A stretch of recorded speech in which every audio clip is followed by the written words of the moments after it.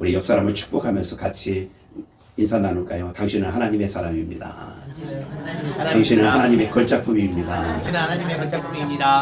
하나님은 오늘 말씀으로 나를 변화시키십니다. 하나님은 오늘 말씀으로 나를 변화시킵니다. 오늘 말씀으로 놀라운 일을 행하실 것입니다. 오늘 말씀으로 놀라운 일을 행할 것입니다. 오늘 말씀으로 기적을 행하실 것입니다. 오늘 말씀으로 기적을 행할 것입니다. 할렐루야. 아멘. 그렇게 믿으시면 아멘. 아멘. 정말 놀라운 일들이 이 시간에 일어나기를 축복합니다. 오늘 특별히 지금 형통하십니까? 불통하십니까? 지금 형통이라고 느끼십니까? 불통하다고 느끼십니까? 또 지금 내가 행하는 모습이 형통입니까? 불통입니까? 그런 말씀으로 우리 말씀을 나누려고 합니다. 먼저 우리가 생각해 보겠습니다. 답을 하나 가르쳐 줬네. 숨은 그림 찾기부터. 그런 요셉이 꿈이 이루어지는지 보자 하고 형들이 구덩이 속에다 집어넣는 장면이 요 그림 안에 있습니다. 요 그림 안에 네 가지가 있어요. 모자, 촛불, 은행잎, 나비. 눈에 제일 먼저 띄는 게 뭐니? 나비. 나비가 아마 제일 먼저 눈에 띌 가능성이 높아요. 여러분 한번 보시길 바랍니다. 그림이 크게 돼 있어서 아마 쉽게 찾을 수도 있어요. 모자. 여기 아까 제가 실수로 한번 더 누르는 바람에 모자 쓴 사람이 하도 많으니까 이 모자인가 저 모자인가 했죠. 저기에 모자가 있습니다. 촛불 찾으신 분. 촛불 여기 있습니다. 여기 테두리 안에 이렇게 촛불. 은행잎이 제일 눈에 안 띌 것 같은데 찾으신 분. 요 나비는 우리가 아까 찾았으니까 요 나비. 은행잎 요게 찾기가 어려운데 찾으신 분이 그래도 있어. 눈썰미가 보통이 아니야. 돌아가실 때까지 치매 없을 줄 믿습니다. 여러분, 사람이 요즘은 죽을 날에 가장 두려운 것 중에 하나가 뭐야? 치매요. 치매 앓다가 돌아가시는 경우가 많거든. 근데 치매 없이 죽음을 맞이한다면 그것도 행복한 것입니다. 그렇죠? 마지막 때 보면서 아들, 딸 이름 불러가면서 마지막에 축복한 성경의 인물들처럼 축복해 가면서 죽음을 맞이할 수 있다면 그것은 복된 것입니다. 할렐루야. 그러니 여러분 치매 없이 살 수 있기를 바랍니다. 여러분 형통, 불통 어떤 기준을 갖고 있습니까? 우리는 형통하다 그러면 환경적으로나 또 물질적으로나 또 돈이나 건강이나 이 모든 것에 아무런 문제가 없으면 형통이라고 생각하고 그것이 잘된 석세스가 돼서 잘 되고 있으면 성공이라고 생각하고 그것이 형통이라고 생각합니다. 여러분 형통은 성공이 아닙니다. 우리는 불통이라고 느껴질 때 어느 때냐면 내게 어떤 문제가 있고 어려움이 있고 힘든 일들이 있을 때 우리는 불통하다고 생각합니다. 정말 그럴까요?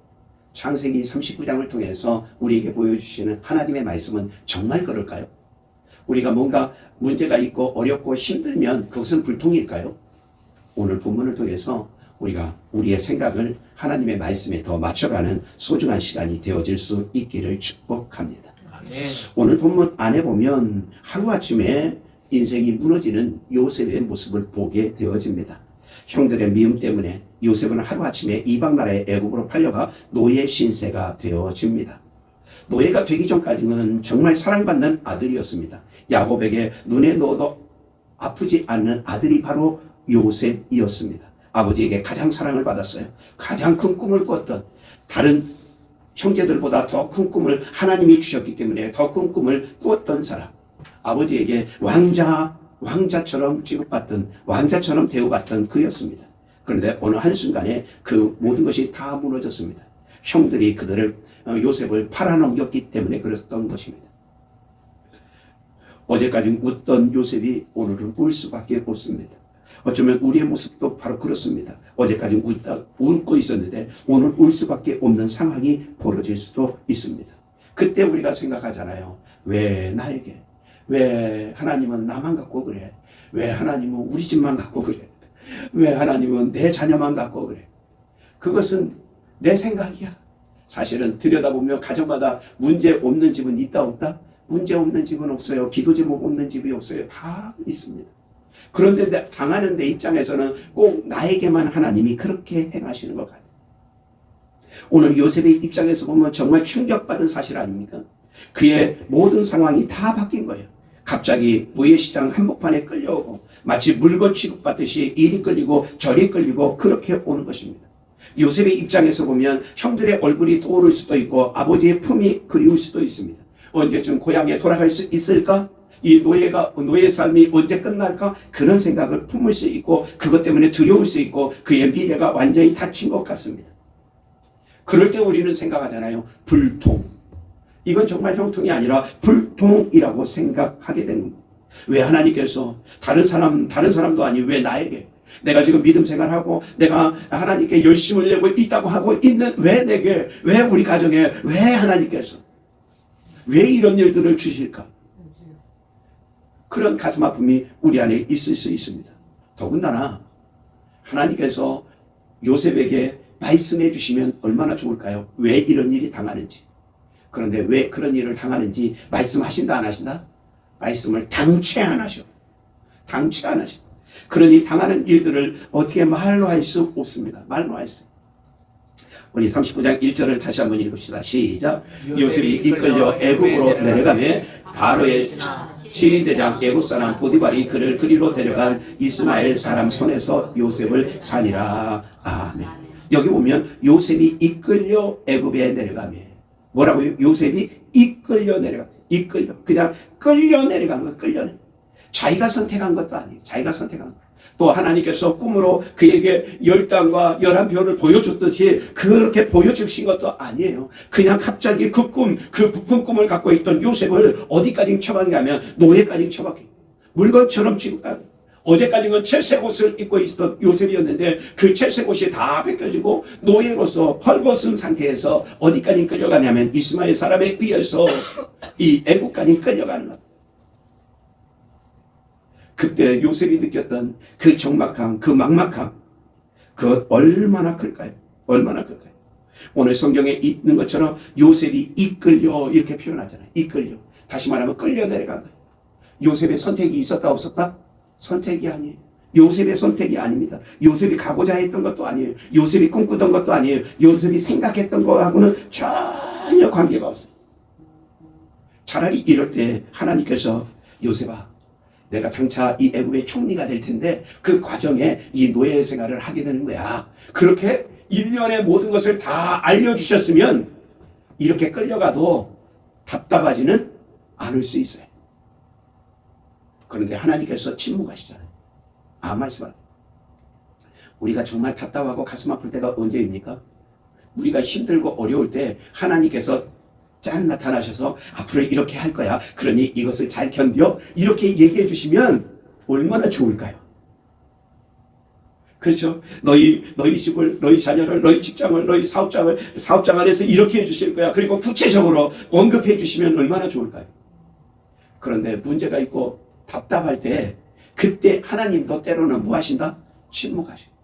우리가 기도하는데도 말씀을 붙들고 있음에도 불구하고 때로는 아무 말씀 안 하셔. 그때 우리가 참 답답합니다. 마치 미래가 딱 막힌 깜깜한 밤을 맞이한 것처럼 그렇게 느껴집니다. 하나님의 침묵이 부재처럼 느껴져요. 부재라는 말은 하나님이 안 계신 것처럼. 하나님이 안 계신 것처럼 느껴져요. 그런데 여러분 아십니까? 우리가 땅에 씨앗을 뿌리면 그 씨앗이 우리 눈에 보여요? 안 보여요? 안 보입니다. 땅 속에 있으니까. 그런데 그 땅 속에서 그 씨앗이 일을 한다, 일을 하지 않는다? 그 땅 속에서 씨앗이 발화되면서 뿌리를 내리고 뿌리가 내려져야 비로소 뭐가 나오기 시작하고 싹이 움직이기 시작하는 겁니다. 하나님께서 우리의 모든 것을 그렇게 땅 속의 씨앗처럼 그렇게 하실 때가 있어요. 여러분 그때 하나님이 동행하지 않는 것이 아니라 그때도 하나님은 우리와 동행하고 계심을 믿으시면 아멘. 그것이 얼마나 소중한지 몰라요. 하나님의 치밀한 계획이 바로 그것입니다. 우리 다시 한번 39장 1절 다시 시작. 요셉이 이끌려 애굽으로 내려가매 바로의 신하 시대장 애굽 사람 보디발이 그를 그리로 데려간 이스마엘 사람의 손에서 요셉을 산이라. 아멘. 여기 놀라운 게 있어요. 요셉이 이끌려 애굽에 내려갔는데 거기에 바로의 신하 친위대장, 다시 말하면 핵심, 애굽을 지배하는 중심, 영향력 있는, 정치적으로 영향력 있는 그 애굽 사람 보디발이 그를 어디로? 이스마엘 사람들에게서 요셉을 샀다는 거예요. 이게 놀라운 기록입니다. 이게 놀라운 기록이에요. 사람의 눈으로 보면요, 어쩌면 그것이 마치 무엇처럼 보여요? 노예로 끌려간 그것에 끝난 것 같이 보여요. 노예시장에서 우연히 눈에 띄어서 보디발이 누구를 요셉을 산 것처럼 그렇게 느껴집니다. 그런데 그 모든 것이 하나님의 숨겨진 계획인 것입니다. 할렐루야. 그러기에 하나님께서 보디발을 통해서 요셉이 눈에 들게 하는 거예요. 여러분, 당시에 노예시장은 매우 활성화되어 있었습니다. 그렇기 때문에 노예 사고 파는 것이 아주 자유로운 시대, 자유로운 시대. 그렇기 때문에 여러분 아십니까? 우리나라 조선 시대만 해도 종이 많았다 적었다? 종이 많습니다. 종이 지금 양반의 숫자에 보면 몇 배가 더 많습니다.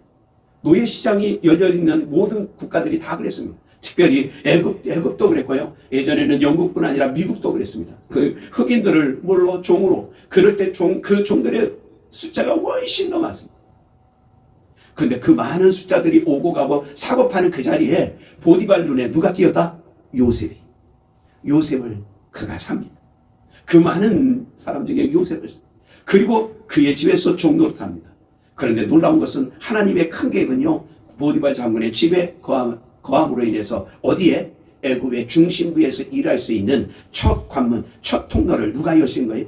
하나님께서 열어가시는 것입니다. 할렐루야. 아멘. 이게 우연이 아니에요. 실수가 아니에요.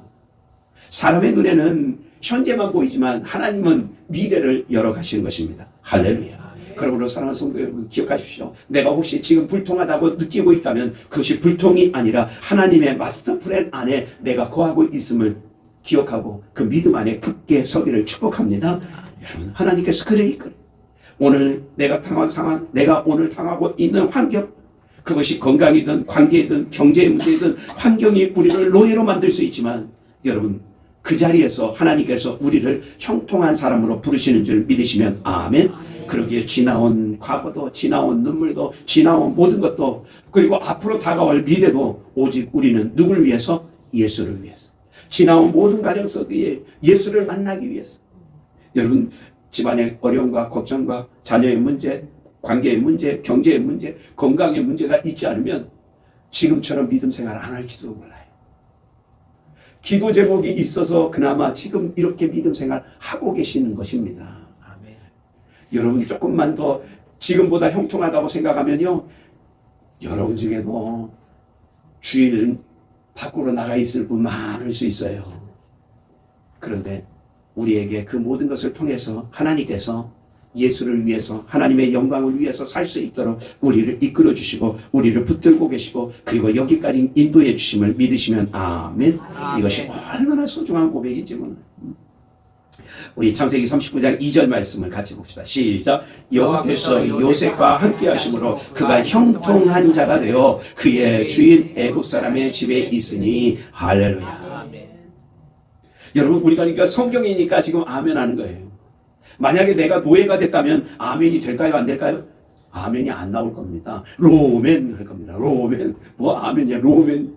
내가 종이 되고 내가 못 살게 되고 내가 어렵게 되고 내가 힘들게 됐는데 뭐 어떻게 아멘이 돼? 로멘이지. 1절을 우리가 보았잖아요. 애굽에 애굽에 끌려서 그것에서 노예로 팔렸다고. 그런데 2절에 하나님께서 놀라운 기록을 쓰십니다. 그것이 뭐죠? 여호와께서 누구와? 요셉과 함께 하심으로. 우리는 이 말씀에 거부 반응이 있을 수 있어요. 왜냐하면 아니, 하나님이 함께 하셨으면 왜 요셉을 종으로 팔립니까?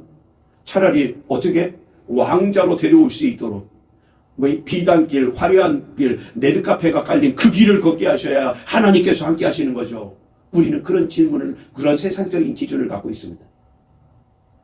근데 성경은 그렇지 않아요.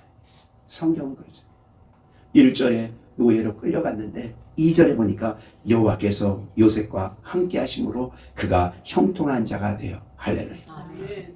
여러분, 이 2절 말씀에다가 요셉 대신에 자기 이름을 넣어봅시다. 요셉 대신에 여호와께서 누구와 함께 하심으로 그가 형통한 자가 되어 할렐루야. 적응이 안 되는 바 한 번 더 시작. 여호와께서 저와 함께 하심으로 그가 형통한 자가 되어 할렐루야. 우리 옆 사람에게 당신은 형통한 자입니다. 시작. 할렐루야. 그렇습니다. 여러분, 형통은 환경이 아니에요. 하나님께서 함께 하시는 것이, 임마누엘이, 동행이 형통인 것입니다. 그러니까 하나님이 나와 함께 하시는 것이 형통이에요. 하나님이 나와 함께 하시는 게 형통이에요. 그런데 우리는 곧잘 자꾸 실수하고 자꾸 오해하려고 그래요. 모든 것 세상적인 기준으로 내가 가난하면 고난이고 돈이 많아지면 축복이고, 그렇지 않아요. 우리는 자꾸 그런 기준으로 모든 걸 삼아요. 문제가 없으면 축복이고 문제가 있으면 그 불통이라고 생각해요. 아니라니까요. 누가 함께하는 것? 하나님이 함께하는 것이 형통인 것입니다. 그가 바로 하나님이 함께하심으로 그는 형통한 자 되었더라 말씀한 것처럼 그 말씀 그대로인 것입니다. 형통은 환경이 아니에요. 형통은 조건이 아니에요. 형통은 물질이 아니에요. 형통은 성공이 아니에요. 형통은 출세가 아니에요. 형통은 임마누엘입니다. 할렐루야. 여호와께서 나와 함께 하시는 것, 여호와께서 우리 가정에 함께 하시는 것, 여호와께서 나의 자녀와 함께 하시는 것, 여호와께서 내 직장과 사업장에 함께 하는 것, 여호와께서 이 한국교회와 그리고 이 나라에 함께 하시는 것, 이것이 형통한 길인 걸 믿으시면 아멘. 여러분, 다른 데다 자꾸 형통의 길을 딴 데다 적응해요. 하나님께서 원하시는 것이 결코 아닌 것입니다. 결코 아니에요. 이 요셉의 고난 속을 가만히 들여다보면 그곳에 예수님이 보이십니다. 왜냐하면 요셉은 형제들에게 버림받죠. 또 은이십에 팔려가죠. 또 억울한 종노릇하죠. 마침내는 그가 총리가 되어 곡식으로 애굽을 살릴 뿐 아니라 누구도 그의 온 가족, 야곱의 온 가족을 살리는 그 길이, 그리고 이스라엘이 형성되는 그 기초를 마련하는 데 쓰임받게 됩니다. 그런데 그 모습이 어쩌면 예수님의 모습 안에 있어요. 예수님 자기 백성에게 버림받죠. 은 30에 팔림받죠. 그리고 고난받습니다. 십자가의 고난이 있습니다. 그런데 그 십자가를 통해서 온 인류에게 생명을 주시고 구원의 길을 열어주십니다. 할렐루야. 아멘. 그러니 어쩌면 요셉의 모습 안에 누구의 모습도 예수님의 모형, 그 모습도 우리가 발견하게 되어집니다. 우리 안에 이 하나님과 동행하는 사람들의 특징들의 모습이 있는데, 하나님의 동행은 바로 이것입니다. 2절에 우리가 보았듯이 여호와께서 요셉과 함께 하심으로, 그 함께 한다는 말을 우리의 관점에서 보면 늘 하나님의 말씀을, 내가 하나님을 생각하고 하나님을 묵상하고 하나님과 동행하는 거예요. 여러분 교회에 올 때 교회 간다. 오늘 나는 여러분 모두가 그랬으면 좋겠어요. 오늘 교회 간다. 신난다. 즐겁다. 오늘 예배 드린다. 야호! 이렇게 집에서 나오신 분. 나는 우리 큰 사람께 모두가 이런 모습이기를 축복합니다. 이게 동행의 시작이에요. 일주일에 한번 내가 예배를 통해서 새 힘을 얻고 새 말씀을 통해서 새 능력을 얻어야지. 이러고 하나님 앞에 나오면서 하나님 감사합니다. 야호! 하고 나오면 아멘이야. 이것이 하나님과의 동행의 시작이야. 그리고 그 동행의 지속은 어떻게 되냐면, 말씀을 듣고 말씀을 찬송하고 기도한 다음에 일주일 동안 그 말씀을 직장에서 일상생활을 살면서, 직장에서, 가족 안에서, 가정 안에서, 또 어떤 사람과의 만남과 관계 속에서, 그 모든 속에서 사람들과 뭐하는 거예요? 만날 때마다 하나님을 뭐하고? 하나님을 묵상하고 하나님을 깊이 마음에 새기며 사는 것, 그것이 바로 뭐라? 하나님과의 동행인 것입니다. 할렐루야. 일주일 살면서 예배당에 올 때, 예배를 드릴 때만 하나님을 생각한다면 동행의 끈이 너무 신랄 같은 거예요. 그런데 일주일의 삶 속에, 매일의 삶 속에서 하나님을 묵상하고 또 묵상하고 살아간다면 그 사람은 늘 하나님과 동행하는 굵은 밧줄을 하나님과 연결되어져 있는 것입니다. 아멘. 할렐루야. 아멘. 그러면 무엇이 달라지느냐? 여러분, 가는 시를 가진 사람은요, 끊어질까봐 늘 두려움 속에 살아요. 근데 굵은 밧줄, 쇄심줄을 가진 사람들은요, 어떤 고난이 오고 어떤 어려움이 오고 어떤 시련이 와도 그것을 이길 힘이 생기는 것입니다. 아멘. 할렐루야. 아멘. 여러분, 예배가 생명이고 예배가 중심이 돼야 될 중요한 이유 중에 하나는 하나님과의 동행에 무엇이 한 주간의 시작이 되고, 그 한 주간이 시작이 잘 되면 한 주 동안 관계, 하나님과의 동행의 관계가 지속되기 때문에 모든 것을 이길 수 있는 힘이 되어지는 것입니다. 할렐루야. 이길 수 없는 이유 중에 한 가지가 있다면 하나님과의 동행이 신랄 같기 때문에 그래요. 나는 우리 큰사랑교회 성도 여러분 모두가 하나님과의 이 관계가 쇄심줄처럼 밧줄이 되어지기를 축복합니다. 그러면 모든 것을 이기고 견뎌낼 수 있는 힘이 돼요. 오늘 요셉이 바로 그런 모습이에요. 요셉이 그런 모습. 우리 3절 말씀 우리 같이 봅시다. 시작. 그의 주인이 여호와께서 그와 함께 하심을 보며 또 여호와께서 그의 범사에 형통하게 하심을 보았더라. 할렐루야. 여러분, 여기 중요한 것이 그의 주인 누구예요? 보디발이 여호와께서 누구와? 요셉과 함께 하심을 보며, 보디발이 두 가지를 봅니다. 두 가지. 하나는 뭘 먼저 봤다고요? 여호와께서 그와 요셉과 함께 하심을 보며, 이게 첫 번째. 그리고 두 번째가 뭐예요? 또 여호와께서 그의 범사에 형통하게 하심을 보았더라. 할렐루야. 이 두 가지를 보게 되는 거예요. 두 가지. 한 가지 보는 게 아니에요. 여호와께서 함께 하시다. 와, 저 사람은 하나님께 붙들려 있다. 그것이 첫 번째 눈에 탁 띈. 두 번째 눈에 띈 게 뭐냐면, 그가 손대는 것마다, 그가 하는 것마다 얼마나 충성스럽게 그리고 신실하게 하는지, 그가 하는 일을 보니까 와, 하나님께서 그와 함께 하는구나, 그것을 알게 됐다. 이 두 가지가 명확한 거예요. 나는 여러분의 모습 속에서 세상 사람들이, 또 믿지 않는 내 남편이, 내 자녀들이, 또 믿음 밖에 있는 내 친구들이 여러분을 보면서 하나님께서 여러분과 함께 하심을 볼 수 있도록 되어지기를 축복합니다. 아멘. 먼저는 뭐예요? 하나님이 나와 함께 하심을 내가 보여줄 수 있어요. 그래서 예수 믿는 우리는 찌질이로 살면 된다, 안 된다? 절대 찌질이로 살 수 없어. 왜? 하나님이 찌질이가 아니기 때문에 우리는 찌질이로 살 수 있다, 없다? 살 수 없어요. 하나님이 찌질이가 아닌데, 그러기에 내 안에 계신 하나님을 우리가 보여줄 수 있어야 돼, 삶 속. 두 번째는 그 다음에 일어난 일이 뭐냐면 범사의 형통이, 범사의. 그렇기 때문에 요셉은 어떻게 보면 종으로 메어져 있어요. 종으로 억압받고 있어요. 환경적으로 노예야. 그런데 그는 진정한 자유인으로 살고 있는데, 영원히 그의 믿음은 묶이지 않는데, 여러분 직장이나 사업장 안에서 우리가 있다 보면 거기에 매일 수도 있습니다. 자녀에게도 매일 수도 있습니다. 또 우리가 각종 어떤 것의 관계 속에서 매일 수 있습니다. 세상의 것에 매일 수 있지만 여러분의 마음과 여러분의 믿음은, 여러분의 영혼은 하나님께 매여 있는 사람 되어지기를 축복합니다. 하나님 안에서 참 자유인이 되어지기를 축복합니다. 그 자유를 만끽할 수 있어야 돼요. 여러분, 환경에 매이는 사람이 아니라 환경을 뚫고 일어나는 거예요. 세상 사람들은 이야기합니다. 유물론과 진화론에 입각한 사람들은 이렇게 말합니다. 사람은 환경의 지배를 받는다. 맞습니다. 사람은 환경의 지배 받아야 안 받아요? 어느 정도는 지배를 받습니다. 그런데 세상 사람들은 그 이상의 눈을 뜨지 못하는 거예요. 요셉은 그 이상의 눈을 뜨고 사는 사람입니다. 믿음의 사람은 그것을 뛰어넘는 사람이, 믿음을 가진 사람은 그거에 노예가 되지 않습니다. 오히려 그것 안에서 마음과 그의 영혼이, 그들의 믿음이 그 모든 것을 깨트리고 환경을 넘어선 삶을 살게 되어지는 것입니다. 할렐루야. 그러기에 세상은 이 믿음의 사람 중심으로 움직일 수밖에 없어요. 매여있는 사람에게는 같이 매이기 때문에 가지 않습니다. 그러나 매이지 않은 자유인 안에서는 모든 것, 그와 함께 하고자 하는 사람들이 생겨나게 되어지는 것입니다. 할렐루야. 여러분, 그러므로 문제에 매이지 않기를 축복합니다. 기도에 매이지 않기를 바랍니다. 돈에 매이지 않기를 바랍니다. 경제에 묶이지 않기를 바랍니다. 직장과 사업장, 우리에게 삶을 사는데 소중한 부분이지만 그러나 그곳에도 매이지 않기를 바랍니다. 오직 하나님께 묶여있고 하나님께 매여있는 자유한 삶을 사는 우리 모두가 되어지기를 축복합니다. 이것이 얼마나 중요한지 몰라요.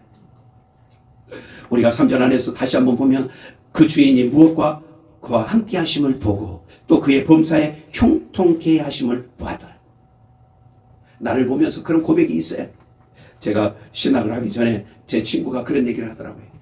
야, 너는 정말 목사가 되겠다. 그런 얘기를 저한테. 그런데 그 말을 한 그 친구가 지금은 믿음 생활을 잘 하고 있는지 안 하고 있는지 어디에 있는지도 모르겠어. 청년 때 잠깐 만났던 친구인데 지금은. 나는 여러분의 삶 속에서도 누구를 통해서든지 그것이 읽혀지기를 바랍니다. 그래서 제가 사실은요, 어디 갔는데 사람들이 저하고 몇 번 이렇게 대화를 나누면서도 아저씨를 계속하면요, 괜시리 기분이 언짢아. 그런데 대부분의 약 50%가 넘어요. 60%에서 70%의 사람들은 몇 마디, 제가 목사라고 얘기를 안 했는데도 몇 마디 이렇게 얘기를 나누다가는 혹시 목사님이세요? 그렇게 묻는 분들이 있어요. 그래서 제가 그분들한테 얘기하죠. 영안이 열리셨네요. 나는 여러분 안에도 그런 모습이 있기를 바랍니다. 왜냐하면 요셉을 보면서 사실은 보디발은 하나님을 알았을까요? 몰랐을까요? 보디발은 하나님을 모릅니다. 그런데 요셉을 보면서 그 안에 있는 하나님을 발견하게 되어지는 것입니다. 여러분을 통해서 여러분 안에 계신 하나님이 여러분 남편에게, 여러분의 자녀에게, 여러분을 만나는 모든 사람에게 보일 수 있기를 축복합니다. 여기 보면 나오잖아요. 보디발이 보며 보았더라. 보며 보았더라. 보며 보았더라. 아멘. 할렐루야. 아멘. 여러분, 같이 고백합시다. 하나님, 하나님, 내 안에 내 안에 하나님을 하나님을 보여주고 보여주고 보았더라 할 수 있게 해 주옵소서. 보았더라 할 수 있게 해주시옵소서. 할렐루야. 아멘. 정말로 그런 아름다운 모습. 그리고 더 나가서 이 요셉은 거기에 멈추지 않습니다. 우리 4절과 5절 한 절씩 교독합시다. 요셉이 그의 주인에게 은혜를 입어 섬김에 그가 요셉을 가정총무로 삼고 자기 소유를 다 그의 손에 위탁하니 그가 요셉에게 자기의 집과 그의 모든 소유물을 주관하게 한 때부터 여호와께서 요셉을 위하여 그 애굽 사람의 집에 복을 내리심으로 여호와의 복이 그의 집과 밭에 있는 모든 소유에 미친니라. 할렐루야. 아멘. 여러분, 우리는 축복, 형통의 종착지를 어디로 생각하냐면 나로 생각하는 거예요. 내가 끝이야. 나에서 멈춰요. 그런데 오늘 성경을 잘 보세요. 요셉에게 그 모든 것을 맡겼더니 요셉이 축복의 통로가 됩니까? 축복의 종착지가 됩니까? 축복의 통로가 됩니다. 요셉과 함께 있던 하나님과 동행하는 요셉이 있던 그것이 그 가정이 복을 합니다. 그 주변이 살아가는 거예요. 여러분 여기 보면 애굽 집에 복을 내리심으로 그 복이 어디까지 미치냐면 그의 집뿐 아니라 어디에요? 밭에 있는 모든 소유, 가축에 이르기까지도 다 농산물 모든 것에 다 이르. 할렐루야. 여러분 이것이 바로 축복이고 이것이 형통인 것입니다. 우리는 축복의 종착지를 자꾸 나로 생각해요. 그래서 내게 모든 것이 쌓이고 내게 쌓이고 내게 모든 것이 더해지면 그것이 축복이라고 생각해요. 우리가 잘 알듯이 이스라엘에는 두 바다가 있습니다. 하나는 갈릴리 바다, 하나는 사해 바다. 여러분 갈릴리 바다의 특징은 뭐예요? 위에 활몬산에서부터 요단강을 타고 내려온 그 물을 갈릴리 바다는 어디로 내려보내요? 사해 바다로 쭉 내려보냅니다. 그러니까 계속해서 흐르니까 티베냐 맑은 바다라고 말해요. 맑은 호수라고도 이야기하는 이 갈릴리 바다. 사해 바다의 특징은 무엇입니까? 사해 바다는 계속해서 갈릴리 바다에서 흘러내려온 그것을 요단강을 통해서 계속해서 물을 받습니다. 그런데 사해 바다는 뭐가 없어요? 흘러내보내질 않습니다. 흘러내보내지를 않으니까 사해 바다가 사해가 사자가 무슨 사자인지 아세요? 죽을 사자입니다. 그래서 죽은 바다 데드시예요. 왜냐하면 염분이 너무너무 많은 거예요. 소금 염분이 일반 바다는 0.5%인데 여기는 20-30%가 소금이에요. 그러다 보니까 혹시 사해바다 가서 수영하실 분들은 수영 하나도 안 배워도 되고요. 혹시 사해바다에 가서 거기에 풍덩 빠져도 절대 죽을 일은 있다 없다? 죽지 못합니다. 여러분이 죽고 싶어도 못 죽어요. 왜냐하면 사해바다 가면 여러분 몸이 그 염분 때문에 물에 떠요. 이렇게. 여러분 실제로 가서 해봐야 아는데 저는 해봐서 아니까. 근데 그 사해바다에서 왜 사해냐면 거기에는 식물이 고기가 있다 없다? 물고기가 단 한 마리도 없어요. 염분이 너무 높으니까 죽을 수밖에. 그 사람도 거기에 빠져서 수영 못해서 죽지는 못해요. 그런데 뭐 하면 죽냐면 그 바닷물을 너무 많이 마시면 그 염분 때문에 죽을 수는 있어. 근데 수영 못해서는 안 죽어. 이렇게 누웠는데 둥둥 떠 있어요. 하늘 보면. 사해바다 특징이 뭐라고요? 받기는 하는데 나누지는 못하요. 흘러내보내지 못해요. 하나님이 내게 주신 물질, 하나님이 주신 내게 어떤 자리, 어떤 그 모든 자리에서 내 축복, 하나님이 내게 축복해 주셨다면 그것을 뭐 해야 돼요? 흘러내려보낼 수 있어요. 흘러보낼 수 있어요. 오늘 요셉이 바로 그런 모습인 것입니다. 요셉이 축복의 종착지가 아니고 요셉이 모든 것을 갖는 종착지가 아니에요. 요셉의 성공이 종착지가 아니에요. 오히려 그 모든 것을 뭐예요? 통로로. 큰사랑교회 성도 여러분 모두가 축복의 통로가 되어지기를 축원합니다. 축복의 통로가 되면 나도 복을 받고 내가 만나는 모든 사람이 함께 복을 누리고 함께하는 사람. 할렐루야. 그러니까 여러분이 종착지가 아니라 여러분이 통로가 되면 나도 복 받지만 내 주변에 있는 내 가족뿐 아니라 내 형제들 모두가 복을 받고 복을 누릴 수밖에 없어요. 할렐루야. 이것이 요셉을 통해서 우리에게 주시는 형통인 것입니다. 이것이 바로 형통이에요. 할렐루야. 저 사람들에게는 뭔가 있어. 저 사람들에게 뭔가 있어. 난 여러분 안에 그런 모습들이 발견되어지길 바랍니다. 야, 적어도 그 사람교회 성도들에게는 뭔가 있어. 저 뒤에 튼튼한 백이 있나 봐. 뭔가 백이 있나 봐. 여러분의 백은 악어 백? 여러분의 백은 누구 백? 하나님 백. 우리 이렇게 뒤를 탁 이렇게 두드리면서 얘기합시다. 내 뒤에는 하나님의 백이 있어. 시작. 내 뒤에는 하나님 백이 있어. 할렐루야. 갑자기 막 든든하잖아요. 내 뒤에 하나님이 계셔. 여러분 말씀을 종료하려고 합니다. 마무리하려고 합니다. 형통은 환경이 아닙니다. 성공이나 출세가 결코 아닙니다. 돈이 아닙니다. 경제가 아닙니다. 형통은 하나님과의 동행, 임마누엘입니다. 그러므로 저와 여러분이 하나님을 굳게 붙드는 우리 모두가 되어지기를 축복, 기도합시다.